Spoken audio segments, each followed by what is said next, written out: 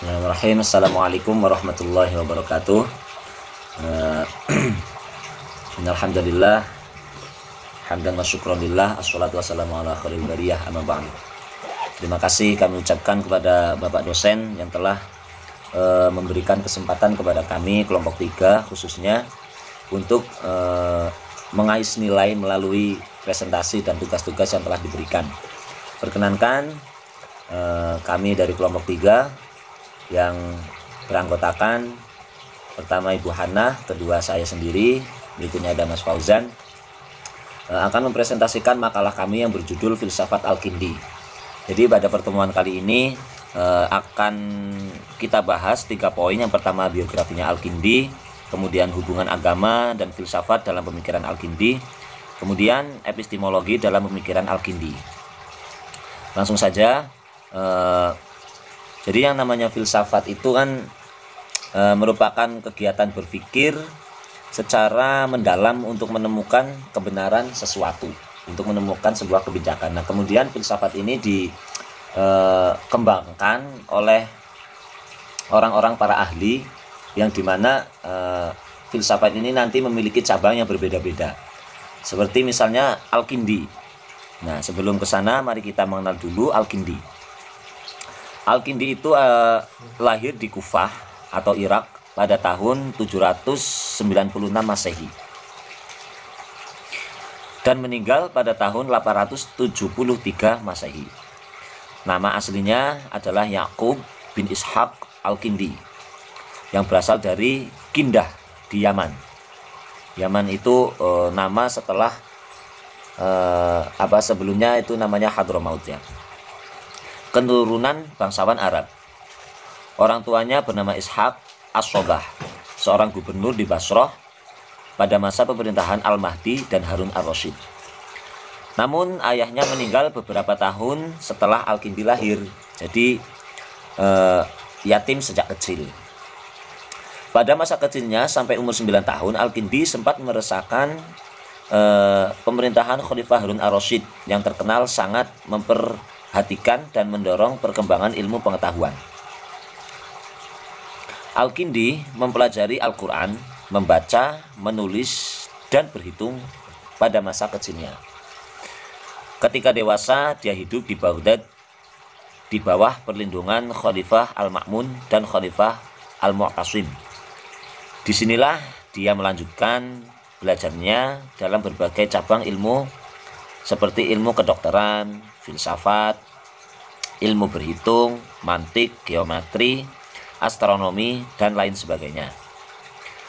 Al-Kindi juga mempelajari ilmu-ilmu yang berasal dari Yunani dan menguasai salah satu bahasa yang menjadi bahasa ilmu pengetahuan saat itu, yakni bahasa Suryani.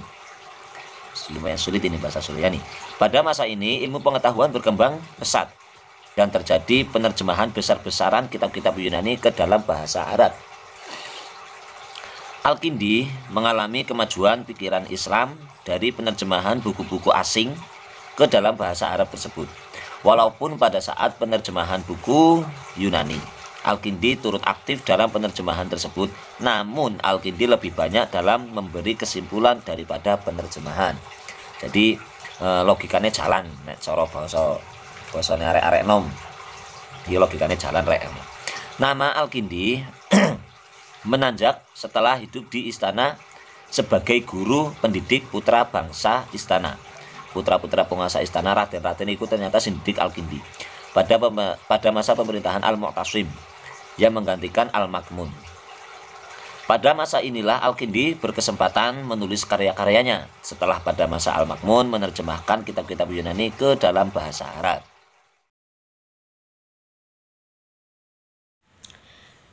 Hubungan agama dan filsafat dalam pemikiran Al-Kindi. Filsafat ialah ilmu tentang hakikat, kebenaran, sesuatu menurut kesanggupan manusia.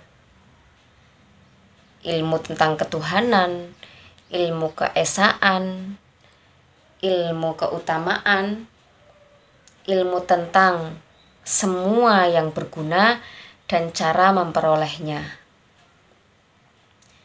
serta merupakan cara menjauhi perkara-perkara yang merugikan. Jadi itu adalah filsafat. Menurut Al-Kindi, seorang filsuf adalah orang yang berupaya memperoleh kebenaran dan hidup mengamalkan kebenaran yang diperolehnya. Mereka adalah orang yang hidup menjunjung tinggi nilai keadilan dan mereka senantiasa hidup adil. Menurut Al-Kindi, filsafat adalah ilmu yang sangat mulia, yang tidak bisa ditinggalkan oleh setiap orang yang berpikir. Dengan demikian, filsafat yang sebenarnya itu bukan hanya pengetahuan tentang kebenaran, tetapi juga merupakan aktualisasi atau pengamalan dari kebenaran itu. Filsuf sejati ialah yang mampu memperoleh kebijakan dan mengamalkan kebijaksanaan itu. Jadi filsuf yang sejati adalah mereka yang mampu memperoleh kebijaksanaan serta mengamalkan kebijaksanaan itu. Al-Kindi adalah orang yang pertama memasukkan kajian filsafat sebagai salah satu ilmu keislaman. Dia juga mengatakan bahwa filsafat dan agama tidak ada pertentangan. Jadi mereka tidak saling menentang antara filsafat dan agama. Karena menurut Al-Kindi, filsafat itu adalah pengetahuan tentang yang benar. Sedangkan tujuan agama adalah menerangkan apa yang benar dan apa yang baik. Maka tujuan filsafat, tujuan agama juga filsafat. Jadi tujuan agama juga filsafat, memperoleh kebenaran. Selain wahyu, agama juga menggunakan akal. Filsafat juga menggunakan akal. Jadi menurut Al-Kindi, yang benar pertama, suatu yang paling benar, yang pertama benar, itu adalah Tuhan. Dengan demikian, filsafat juga membahas Tuhan. Sedangkan agama adalah sebagai dasarnya. Maka filsafat tertinggi adalah filsafat tentang Tuhan. Ilmu tauhid, ilmu teologi adalah cabang yang termulia dari filsafat. Jadi filsafat membahas kebenaran atau hakikat. Hakikat yang pertama Tuhan. Kalau ada hakikat-hakikat yang lain, pasti ada hakikat yang pertama. Dan hakikat pertama adalah Tuhan. Baik, melanjutkan dari presentasi Bu Hana, saya menggantikan Mas Fauzan karena dia berhalangan hadir. Kita menuju ke pemikiran Al-Kindi mengenai epistemologi dan epistemologi barat. Seperti itu. Al-Kindi itu termasuk orang yang menganut aliran elektisme ya. Beliau itu mempelajari tentang epistemologi, metafisika, terus etika dan sebagainya.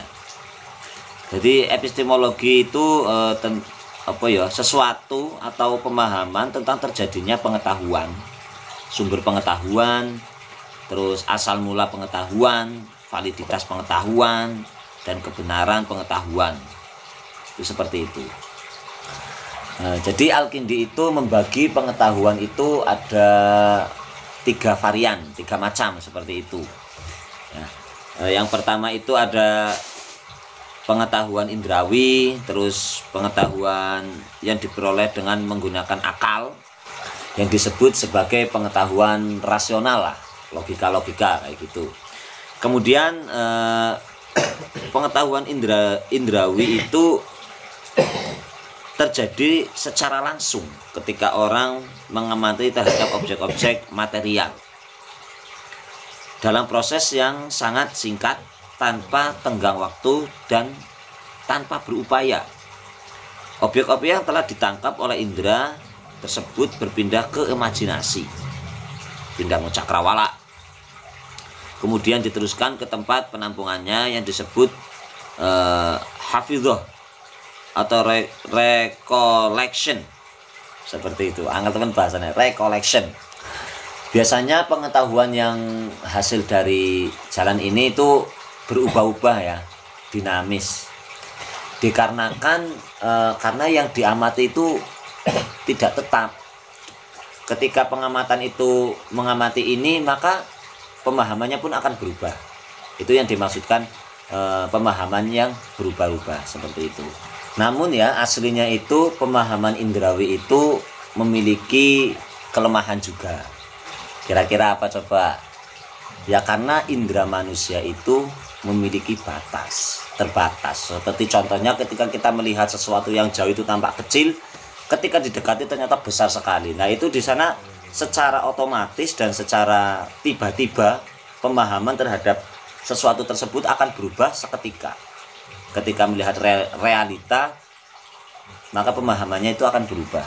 Seperti itu. Seperti contohnya ya, ketika kita melihat filsafat itu seperti itu pelajarannya sulit sekali. Ternyata ketika kita menyelami, berduduk santai dengan Pak dosen yang terhormat, tercinta, ternyata filsafat itu ya ringan-ringan saja, tidak seruwet nahwu. Mungkin seperti itu ya, menjadi momokan nahwu dan hafalan ya di AT. Mungkin seperti itu. Dari sinilah filsafat-filsafat itu berkembang. Nah, jadi kesimpulan pengetahuan itu menurut Al-Kindi itu menjadi 3. Yang pertama itu rasional, kemudian isroqi atau ilminatif, terakhir itu adalah indrawi, seperti itu. Mungkin dari kami cukup sekian. Mari kita berdiskusi dengan santai dan jangan serius-serius, karena hal yang serius itu mudah hangus. Mungkin seperti itu. Cukup dari kami. Pengetahuan argumen saya benar mungkin salah, argumen Anda salah mungkin benar, atau sebaliknya. Cukup sekian dan terima kasih. Mulai saat ini pertanyaan, diskusi dibuka. Saya harap ini bukan monolog, melainkan sebuah dialog yang hangat. Terima kasih. Wassalam.